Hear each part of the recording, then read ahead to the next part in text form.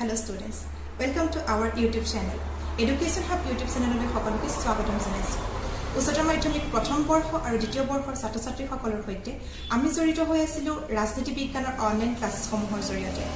যোৱা বৰ্ষত আমি ৰাজনীতি বিজ্ঞানৰ অনলাইন ক্লাছসমূহ প্ৰদান কৰিছিলোঁ আৰু ইয়াৰ এক্সপ্লেনেশ্যনৰ ভিডিঅ'সমূহ দিছিলোঁ। এই বৰ্ষত আমি এক্সপ্লেনেশ্যনৰ লগে লগে প্ৰশ্নোত্তৰসমূহ দিয়াৰ সিদ্ধান্ত গ্ৰহণ কৰিছোঁ। আজি ৰাজনীতি বিজ্ঞানৰ HSC second year শীতল যুদ্ধ পাঠ্যৰ যিখিনি কুৱেশ্যন আনসাৰ আছে তাক পাৰ্ট 1 কৰি প্ৰভাইড কৰিম। পাৰ্ট 2 আৰু 3 কাইলৈ আৰু পৰহিলৈ প্ৰদান কৰা হ'ব। তোমালোক যদি আমাৰ চেনেল প্ৰথমবাৰৰ কাৰণে আহিছা তেনেহ'লে চেনেলটো ছাবস্ক্ৰাইব কৰিবলৈ নাপাহৰিবা, লগতে কাষতে থকা বেল আইকনটো দবাই দিবা আৰু নটিফিকেশ্যন অল কৰি দিবা। আমাৰ এই চেনেলটোৰ যোগেদি ক্লাছ 9 আৰু 10ৰ ছ'চিয়েল ছায়েন্সৰ ক্লাছেছসমূহ দি থকা হৈছে। গতিকে কাৰোবাক যদি সেই সহায় সহযোগিতা লাগে তোমালোকে আমাৰ চেনেলটো যিবোৰ ভিডিঅ' আছে ভিডিঅ'সমূহ শ্বেয়াৰ কৰিবা যাতে তেওঁলোকে উপকৃত হ'ব পাৰে। থেংক ইউ ছ' মাছ। আহাচোন ভিডিঅ'টো ষ্টাৰ্ট কৰোঁ।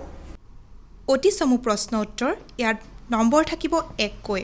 প্ৰথম প্ৰশ্নটোৱে হৈছে শীতল যুদ্ধই কি বুজায়। শীতল যুদ্ধই কি বুজায় সেই বিষয়ে আমি এক্সপ্লেনেশ্যনৰ ভিডিঅ'ত সম্পূৰ্ণৰূপে বুজিছোঁ। এতিয়া আমি 1 নম্বৰ প্ৰশ্নৰ উত্তৰৰ মতে লিখিম যে শীতল যুদ্ধই অস্ত্ৰ প্ৰয়োগৰ অবিহনে বিভিন্ন শক্তিগোষ্ঠীৰ মাজত সামৰিক, অৰ্থনৈতিক, কূটনৈতিক চুক্তি সম্পাদন আদি বিষয়সমূহৰ ক্ষেত্ৰত মতভেদৰ উদ্ভৱ হয় সেই পৰিস্থিতি বা অৱস্থাকে বুজায়।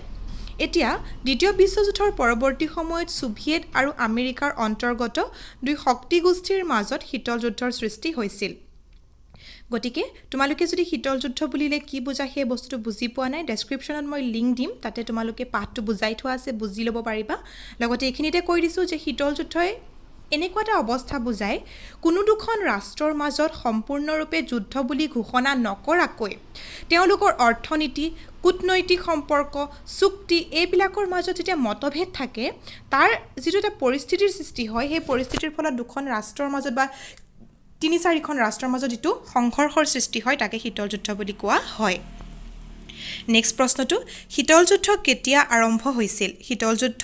দ্বিতীয় বিশ্বযুদ্ধৰ পৰৱৰ্তী সময়ছোৱাতে অৰ্থাৎ 1945 চনৰ পিছতেই শীতল যুদ্ধ আৰম্ভ হৈছিল। নেটোৰ সম্পূৰ্ণ ৰূপটো লিখা। নেটোৰ সম্পূৰ্ণ ৰূপটো হৈছে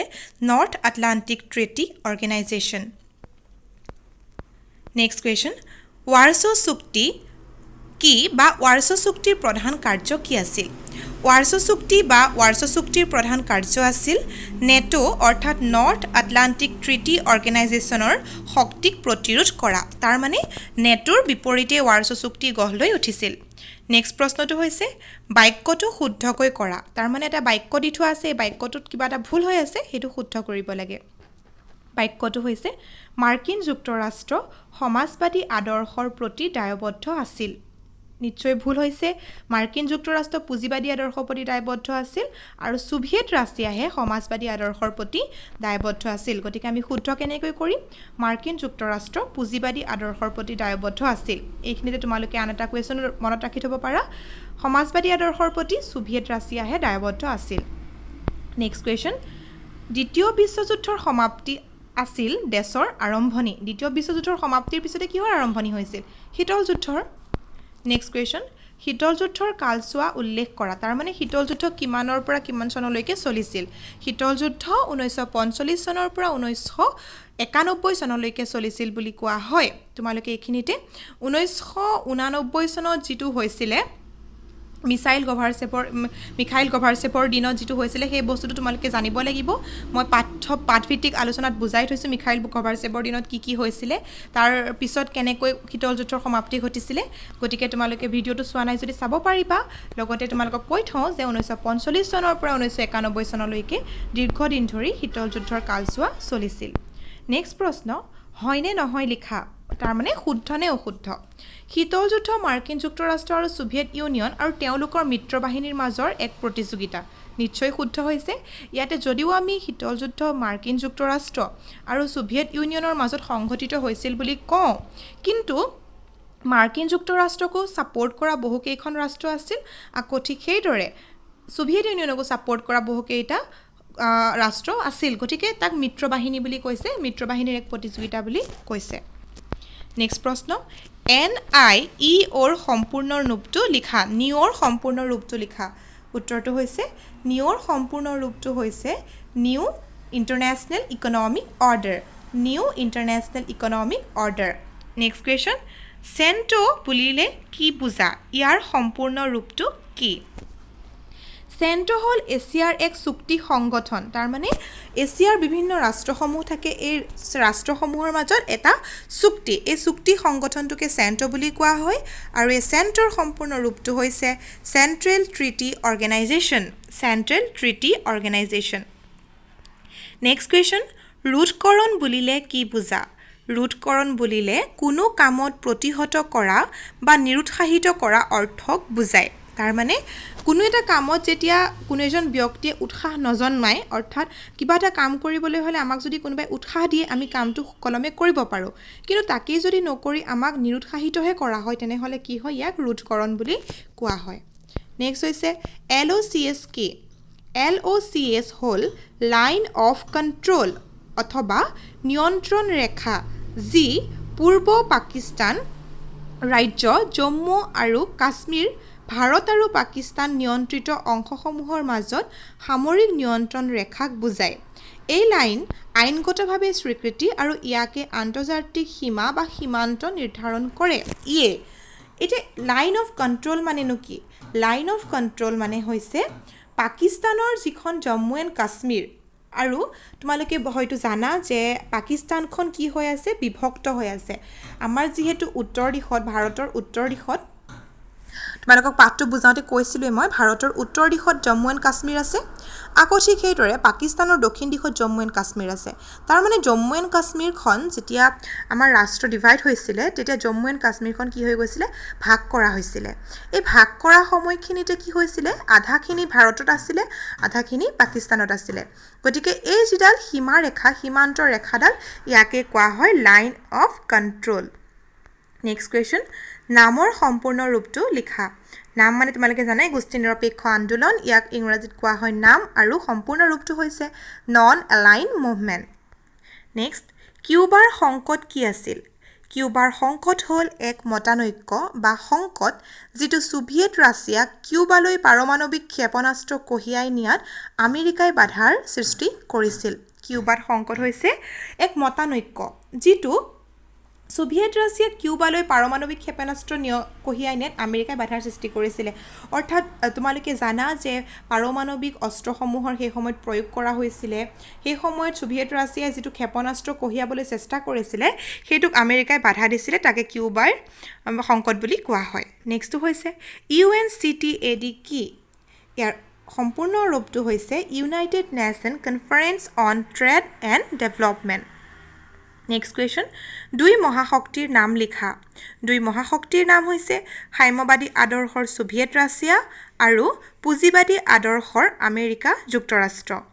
তোমালোকে এইটো জানাই তথাপিতো এটা চমুকৈ কুৱেশ্যন আহিলে হয়তো পাহৰি যাব পাৰা মহাশক্তি বুলি ক'লে গতিকে মহাশক্তি দুটা হৈছে সাম্যবাদী আদৰ্শৰ সোভিয়েট ৰাছিয়া আৰু পুঁজিবাদী আদৰ্শৰ আমেৰিকা যুক্তৰাষ্ট্ৰ নেক্সটটো হৈছে নামৰ উদ্দেশ্যে পৃথকীকৰণ নে নামৰ উদ্দেশ্য কি তাৰ মানে নামৰ উদ্দেশ্যটো পৃথকীকৰণ নে হয়নে নে নামৰ উদ্দেশ্যটো কি তেতিয়াহ'লে পৃথকীকৰণ হয় নে নহয় যদি নহয় তেনেহ'লে কি উত্তৰটো হৈছে নামৰ উদ্দেশ্য পৃথকীকৰণ নহয় নামৰ উদ্দেশ্য হ'ল স্বাধীন বৈদেশিক নীতি গ্ৰহণ কৰা আৰু শান্তিপূৰ্ণভাৱে সহাৱস্থান কৰা এতিয়া নাম মানে কি আমি বুজি লওঁ আহাচোন নাম মানে হৈছে নন এলাইন মুভমেণ্ট যি সময়ত দুটা শক্তিৰ গঠন হৈছিলে সোভিয়েট ৰাছিয়া আৰু আমেৰিকা যুক্তৰাষ্ট্ৰ সেই সময়ত ভাৰতৰ দৰে কিছুমান স্বাধীনচিতীয়া ৰাষ্ট্ৰই কোনো এটা দলত পৰোক্ষভাৱে অংশগ্ৰহণ কৰা নাছিলে যেতিয়া পৰোক্ষভাৱে অংশগ্ৰহণ নকৰে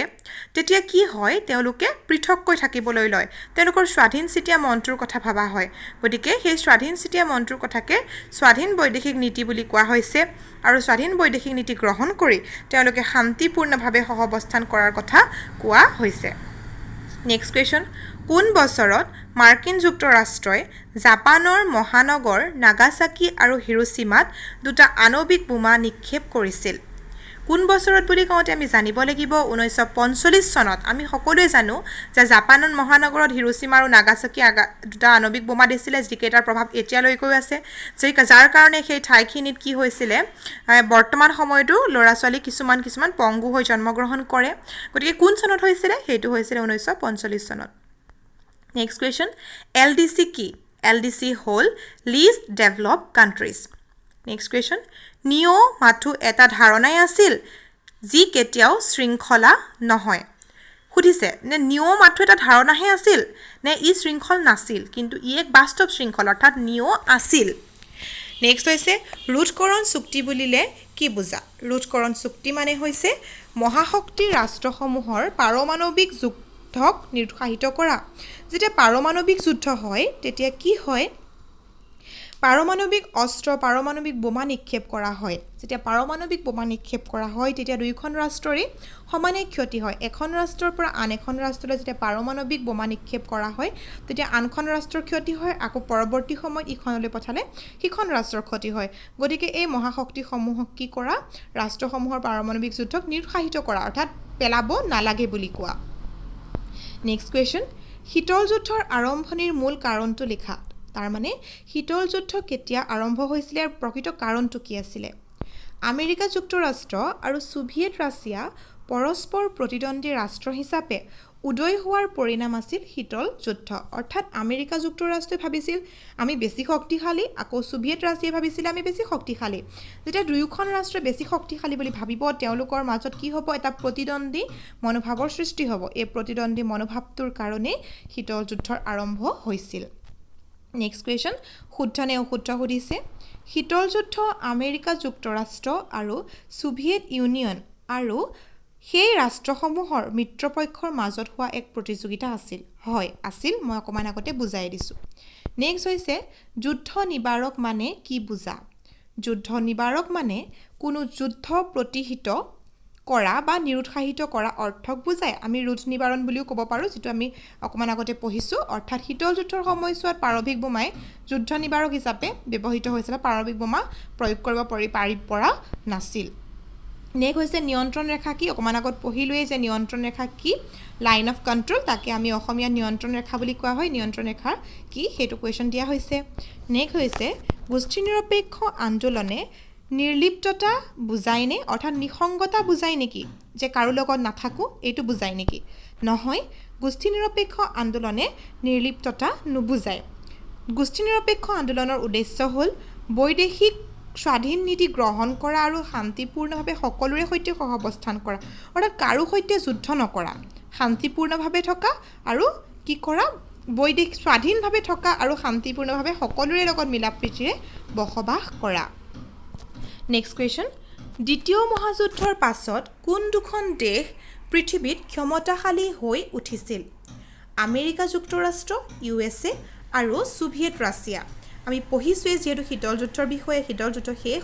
সংঘটিত হৈছিলে দ্বিতীয় বিশ্বযুদ্ধৰ পিছত এই দুটা শক্তি বেছিকৈ গা কৰি উঠিছিলে আৰু এই শক্তি দুটাই হৈছে পৃথিৱীৰ ক্ষমতাশালী ৰাষ্ট্ৰ হিচাপে গা কৰি উঠা দুটা বিশেষ শক্তি নেক্সট কুৱেশ্যন প্ৰথমখন গোষ্ঠী নিৰপেক্ষ শীৰ্ষ সন্মিলন ক'ত অনুষ্ঠিত হৈছিল এইটো ইম্পৰ্টেণ্ট কুৱেশ্যন হয় 1961 চনত বেলগ্ৰেডত অনুষ্ঠিত হৈছিল নেক্সট চমু প্ৰশ্নৰ উত্তৰ প্ৰথম প্ৰশ্নটোৱে হৈছে তোমালোকৰ এইখিনি কুৱেশ্যনত 2 মাৰ্কছ কৈ আহিব আমি ইয়াৰ আগতে 1 মাৰ্কখিনি কৰিলোঁ যেহেতু পাঠভিত্তিক আলোচনাত আমি কি কৰিছোঁ এইখিনিলৈকে পঢ়িছোৱে আৰু গোটেইখিনি পঢ়িছোঁ আলোচনা কৰিছোঁ তেতিয়া তোমালোকে শৰ্ট কুৱেশ্যনখিনি নোট কৰি গৈছিলা গতিকে এতিয়া তোমালোকক মই ধুনীয়াকৈ লিখি দিছোঁ যাতে তোমালোকে লিখিবলৈ সুবিধা হয় এইখিনিলৈকে এটা কথা কৈ থওঁ যদি তোমালোকে ভিডিঅ'টো ভাল পাইছা এটা লাইক কৰি দিবা যাতে মোৰো অকমান উৎসাহিত হওঁ তোমালোকলৈ পুনৰ নতুন নতুন ভাল ভাল ভিডিঅ'সমূহ বনাবৰ কাৰণে আৰু তোমালোকৰ বন্ধুবৰ্গৰ লগত শ্বেয়াৰ কৰি দিবা যাতে তেওঁলোকো উপকৃত হ'ব পাৰে নেক্সট কুৱেশ্যনটো হৈছে দ্বিতীয় বিশ্বযুদ্ধৰ মিত্ৰ শক্তি আৰু বিৰোধী শক্তি বুলিলে কি বুজা অৰ্থাৎ দ্বিতীয় বিশ্বযুদ্ধৰ সময়ত মিত্ৰ শক্তি আৰু বিৰোধী শক্তি বুলি দুটা বিষয় আছিলে আমি পাইছিলোঁ যে এই বস্তু কেইটানো কি হয় দ্বিতীয় বিশ্বযুদ্ধৰ মিত্ৰ শক্তি বুলিলে আমেৰিকা যুক্তৰাষ্ট্ৰ সোভিয়েট ৰাছিয়া ইংলেণ্ড আৰু ফ্ৰান্সৰ শক্তিগোষ্ঠীক বুজায় আৰু বিৰোধী শক্তি বুলিলে জাৰ্মানী ইটালী আৰু জাপানৰ শক্তিগোষ্ঠীক বুজা যায় এইখিনিতে অকণমান তোমালোকক মই বুজাই থওঁ যেহেতু আমি শীতল যুদ্ধ পঢ়ি আছোঁ শীতল যুদ্ধৰ আগত যে দ্বিতীয় বিশ্বযুদ্ধ হৈছিল সেই বিষয়ে আমি সকলোৱে জানো এই দ্বিতীয় বিশ্বযুদ্ধৰ সময়ত দুটা শক্তি আছিলে সেই শক্তিকেইটা হৈছে মিত্ৰ শক্তি আৰু বিৰোধী শক্তি ঠিক আছে সেই মিত্ৰ শক্তিৰ মাজতে আমেৰিকা যুক্তৰাষ্ট্ৰ সোভিয়েট ৰাছিয়া ইংলেণ্ড ফ্ৰান্স এইকেইটা সোমাই আছিলে আকৌ বিৰোধী শক্তিত আছিলে জাৰ্মানী ইটালী আৰু জাপান যেতিয়া দ্বিতীয় বিশ্বযুদ্ধ শেষ হৈছিলে দ্বিতীয় বিশ্বযুদ্ধ শেষ হোৱাৰ পিছত এই মিত্ৰ শক্তিৰ মাজতেই থকা আমেৰিকা যুক্তৰাষ্ট্ৰ আৰু সোভিয়েট ৰাছিয়াৰ মাজতে সংঘৰ্ষ আৰম্ভ হৈ শীতল যুদ্ধৰ ৰূপ লৈছিলে নিশ্চয় বুজি পাইছা নেক্সট কোৱেশ্চন দ্বিতীয় বিশ্বযুদ্ধৰ পৰিসমাপ্তি কিদৰে ঘটিছিলে যেতিয়া আমেৰিকা যুক্তৰাষ্ট্ৰই জাপানৰ হিৰোশ্বিমা আৰু নাগাসাকিত আণৱিক বোমা নিক্ষেপ কৰিছিলে তেতিয়া জাপানে আত্মসমৰ্পণ কৰিবলৈ বাধ্য হৈছিলে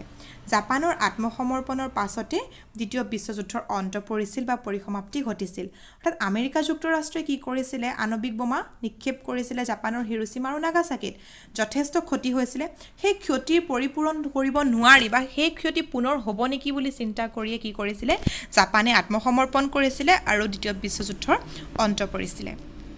নেক্সট কোৱেশ্চন দ্বিতীয় বিশ্বযুদ্ধৰ পিছত মূৰ দাঙি উঠা